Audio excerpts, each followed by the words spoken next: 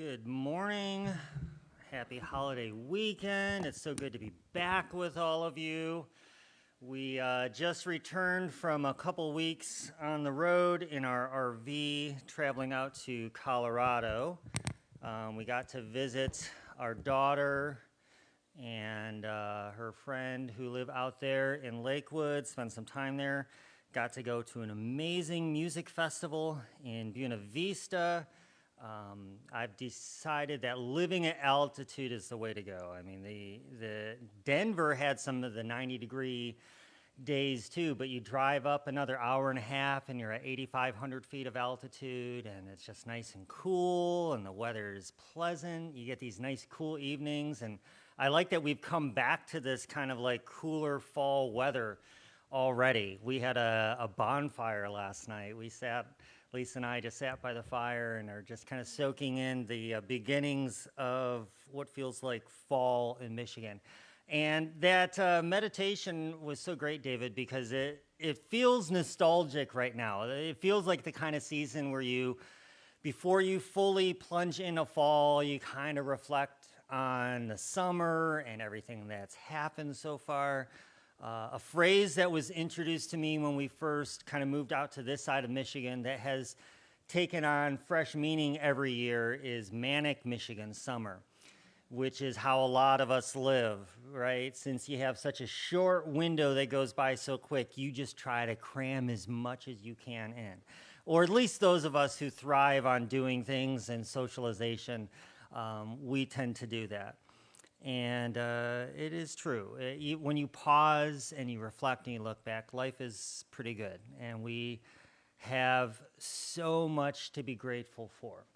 And as I was driving back from our trip, and there's plenty of stories that I'll be happy to tell you later. I've got some pictures on my phone I can show you. I've even got some of my gross wound pictures for those of you who like looking at that kind of stuff that Lisa wouldn't even look at that when it happened there. I climbed my first 14er in Colorado, Mount Princeton, which is 14,197 feet, and it left its marks on my legs, but it was totally worth it. So you know how you come back from a trip, right? And you have everybody comes up to you. How was it? Well, what, and they ask you questions, and if you have done it enough, you kind of begin to distill down these quick versions of these various stories. And kind of depending on how much time you have, you're like, oh, I can break out the story of, climbing the 14, or I can talk a little bit about the festival, or we could talk about the blowout of the tire that we had on the side of the mountain. There's all these different stories that summarize the trip. And it got me thinking about the stories that we inherit and the stories that shape us over time. And so I wanted to spend a little bit of time talking about these ideas of these stories that we inherit from our parents, from our faith traditions, our culture, our history books, these stories that shape us for good or for ill. I was especially feeling reflective in the last couple weeks because, number one, the second season of the documentary on Amazon called Shiny Happy People came out. I don't know has anybody seen the first season of that? A handful of you. If you're ever interested in kind of looking underneath behind the curtain at kind of what formed a lot of people like me in conservative Christianity, that documentary is a really good example. It explores Bill Gothard and the Basic Training Institute, which I was a part of. Then the second season just came out and was talking about Teen Challenge and some of the things with that. So I've been in this reflective state as I've been thinking. And then just this past week, a notable figure in evangelical Christianity passed away, whose name you probably are familiar with, Dr. James Dobson from the Focus on the Family. And how many of you are not really familiar with James Dobson? Hold up your hand. Okay, a handful, just a lucky few. You are so lucky. so lucky. His voice loomed large in the world that I grew up in. His Focus on the Family radio program played on our local AM 1230 radio station. We listened as kids to Adventures in Odyssey, the kids program. We got the newsletter. My parents read the books. Dr. Dobson and the Focus on the Family radio program played a huge role for many of us who grew up in evangelical Christianity. And it got me thinking about the stories that we inherit. James Dobson, it was said by someone, it's always interesting after someone passes, you have some of the more glowing obituaries, and then you have those people who start to come out and share how the teachings affected them and what those teachings, that legacy is left behind. I heard that James Dobson taught an entire generation of parents how to break their children and call it love. James Polk on Facebook said Dobson's empire baptized cruelty and called it compassion. That is his true legacy. In his book, The Strong-Willed Child, which was kind of the introduction to his parenting philosophy as a child psychologist, Dobson compared a child's defiance to that of a family pet, concluding that, quote, just as surely as a dog will occasionally challenge the authority of his leaders, so will a little child, only more so. Dobson recommended that spanking should be with, quote, switches or belts kept on the child's dresser as a reminder of authority. He believed spanking should be, quote, of sufficient magnitude to cause the child to cry genuinely. After the emotional ventilation, the child will often want to crumple to the breast of his parent, and he should be welcomed with open, warm, and loving arms. At that moment, you can talk heart to heart. Dobson was an advocate for breaking the will of a child in order to get them to conform. And I know that spanking and corporal punishment is not unique to Dobson or his ministry, and probably many of you experienced that as a form of corporal punishment growing up. I remember as a kid, because belts were the preferred method in our house, we never really adopted the rod of correction, although we knew families who had an actual dowel or a wooden rod that was named or had rod of correction. And, when it was named, go get Francine. You need to go spend some time with Francine. And this idea of breaking the will and breaking the heart of a child in a way to conform them was something that we grew up with. And so for me, when we got spanked, we thought it was clever as kids to try to time our spanking so that we could stuff an extra towel down our backside there and hopefully do it in such a way that didn't look too puffy, because if it was too recognizable, then you were caught, and you've got to at least lend the appropriate amount of drama to the spanking so that it doesn't give you away.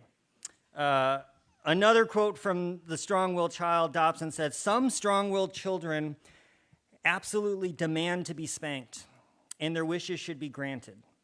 2 or 3 stinging strokes on the legs or buttocks with a switch are usually sufficient to emphasize the point, you must obey me.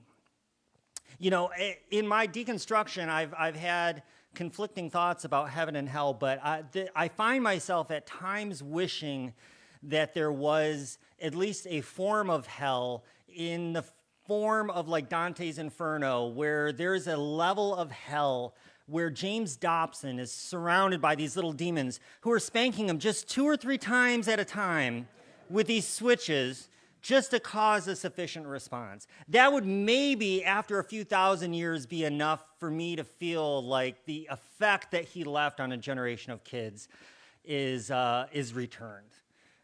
These ideas behind these types of teachings, and Dobson was not unique. Dobson was representative of a whole generation of kids who were raised in such a way with certain stories that affected how they moved in the world. The stories we inherit that talk to us about what it is to be a good person or what bad versus good looks like. These stories that we inherit, they shape us, and they affect us, and they drive these roots of separation. And so this morning I want to kind of talk a little bit about this first story that we inherit, which is this story of separation.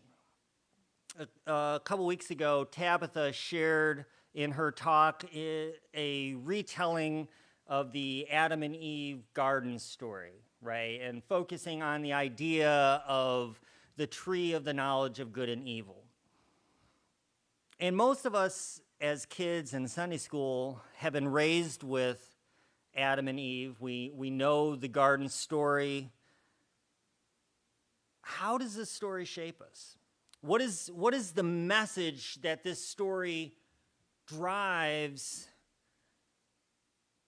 That knowledge is transgression, that curiosity is sin.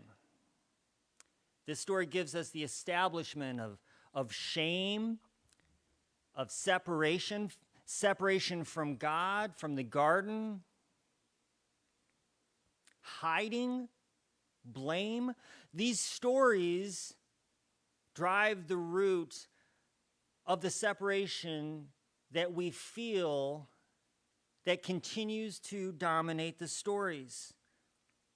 As these people created by God are essentially kicked out of the garden, separated from God, separated from the inheritance that they grew up in. From this story, we get this idea of the doctrine of original sin, which is itself not a word or phrase used in the Bible. It was developed by St. Augustine in the 5th century, which is that we're born broken. We're born separated from God. And that because of our broken nature, the only thing that can restore us is this act of sacrifice. We are separated from God by our very nature, and guilt is our inheritance. The impossibility of bridging our gaps ourselves says that nothing I do is good enough. I remember as a kid growing up with a passage, a verse from Isaiah on repeat in my head, because when we feel guilt, when we feel shame, this desire to try to remediate that, to bring something to that, drives us in our desires for good. And yet a verse that was used often in the circles I grew up with, Isaiah 64:6, says, "But we all are as an unclean thing. All of our righteousness is as filthy rags. All of us are like dead leaves, and our sins like the winds have carried us away." Essentially saying the very best that we can offer is not even close to good enough. So what is the point of trying? The only thing that makes you right is because of something else. Again, further driving this story of separation. There's this theological framework called substitutionary atonement, or in some cases, penal substitutionary atonement, that says that violence and a violent sacrifice is the only answer to a God who has condemned an entire race to an eternity of separation.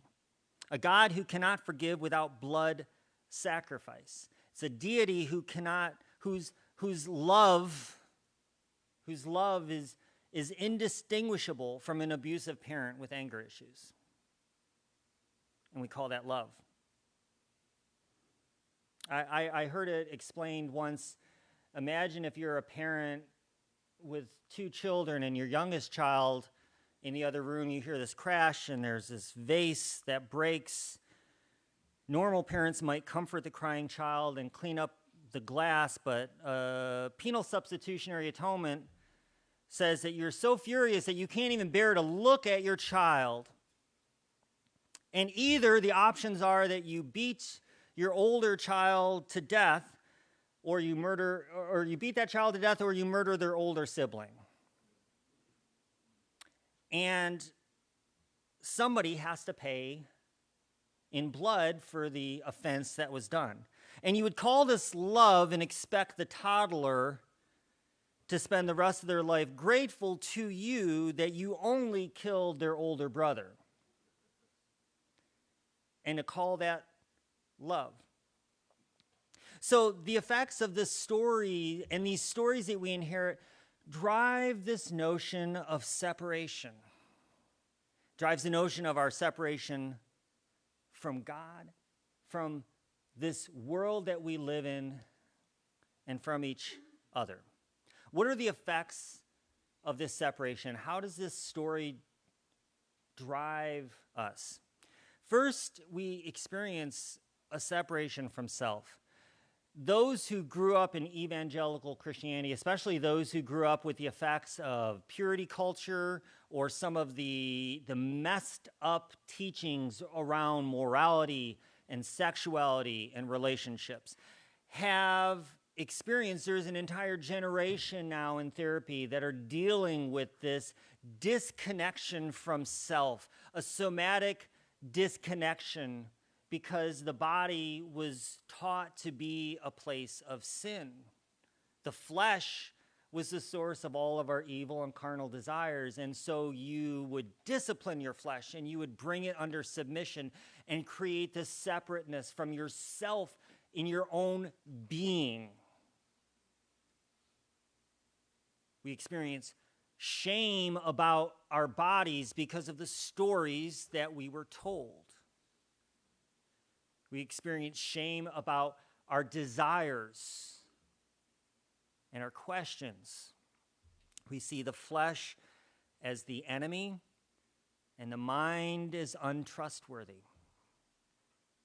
And we split ourselves into good parts and bad parts.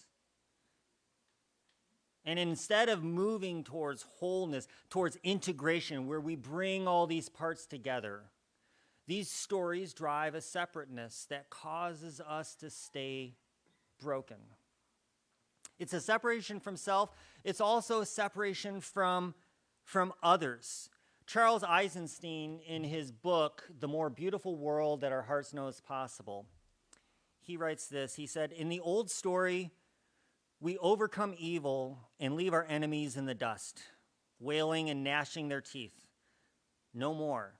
Everyone is coming along for the ride. In this new story, we understand that everyone left behind impoverishes the destination. We see each human being as the possessor of a unique lens upon the world. We wonder, what truth has this one been able to see from their perspective that is invisible to mine?" Instead of driving a separation from others, we begin to look at others and we see that there is more that draws us together in common than what divides and what separates us. These stories of separation that we inherit causes us to put people into categories, to label them as good or bad, acceptable or not acceptable. And it causes and it drives a fear of the other as contamination. Not only do we experience these effects of separation in ourselves, we experience the effects of these separations in our relationships with others. We experience it most traumatically in our disconnect with this planet and with nature.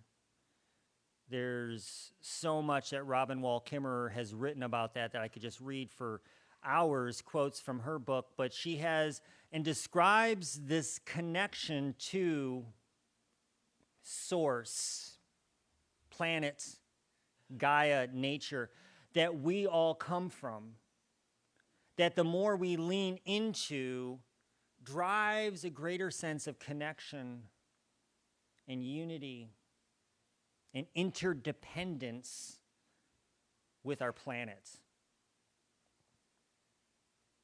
What is the story that we've inherited? Genesis 1:28 that I remember hearing over and over at the end of the creation myth in Genesis was the command to fill the earth and subdue it, to have dominion over the creatures. The idea of humanity as being in some grand caretaker role with dominion and authority over a planet does not move you into right relationship with creatures and with the environment around us. When you're standing over something, you can't be in relationship with something.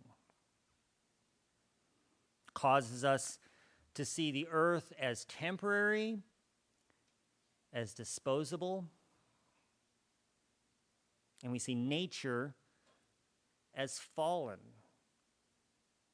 instead of the giver of all good gifts.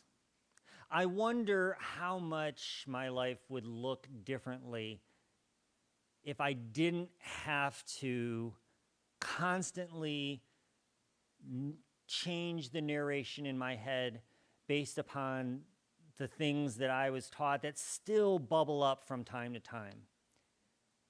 When you have these thoughts and you're like, I don't even know where that came from. Because these stories run deep, and it only is when we take the time to look and explore what are the stories we've inherited, and do these stories serve me anymore? I like thinking in terms of story because we as human beings, we're narrative creatures. We're driven by story. To the best of our knowledge, at least right now, we can't tell if other animal species think narratively driven. We know that they can remember events and they can remember places and things, and it's possible that they may have some form of narration. But human beings, Homo sapiens, have developed this unique ability to not just remember events, but to link those events through stories, and those stories then cause these seemingly disconnected, meaningless events to have meaning. And so we're meaning-making creatures. Stories give us meaning.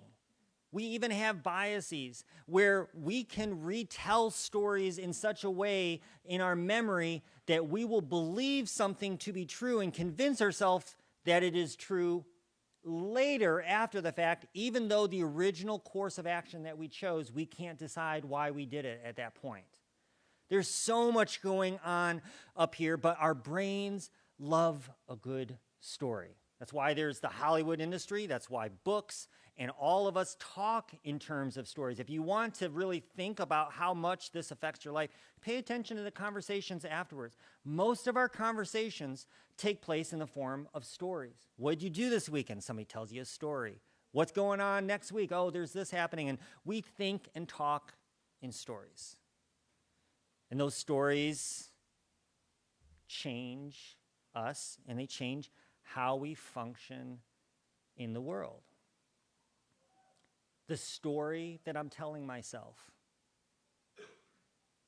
is what's driving the way that I function in this world. And if the story that I've inherited is the story of separation, I'm going to function in this world, and I'm going to function in relationships from a place of separateness, seeing others removed from me. And we also experience most damaging a separation from the sacred, from the divine, especially those of us who grew up in spiritual or religious households where the divine was presented to us with such authority, with such judgment and anger. It is so hard to reconcile your relationship with the sense of mystery and wonder now. Richard Rohr in The Universal Christ, he says, the essential function of religion is to radically connect us with everything. And he explores the etymology, religio, to religament or to reconnect. It is to help us see the world and ourselves in wholeness and not just in parts. The hardest work that we can do is to explore where the stories of separation in our lives still affect us today. And to move from a place of separation and disconnection towards integration and wholeness. To see others not as others, but as me. In a couple weeks, we're going to have Hannah Lane, and she has a song that I hope she'll do. It's kind of a play off of one of my favorite little meditations by Alan Watts, where he talks about how sometimes you can look through a telescope out in space, far out, he says, and you can look and see these galaxies far away. And you can eventually look through that and say, why, that's me. To see your essential connection to all things. And Hannah Lane's song is called That's Me. To see in the eyes of others something that draws you towards a sense of connection and wholeness instead of driving separation. One more quote here from Charles Eisenstein from his book, The More Beautiful World Our Hearts Know Is Possible. He says, hate and the story of evil are a cover for the wound of separation. Hate and the story of evil are a cover for the wound of separation. We need to peel away that cover and give that wound attention so that it can heal. Otherwise, we will continue to act from separation ourselves, and we will then create more of it unwittingly through all that we do.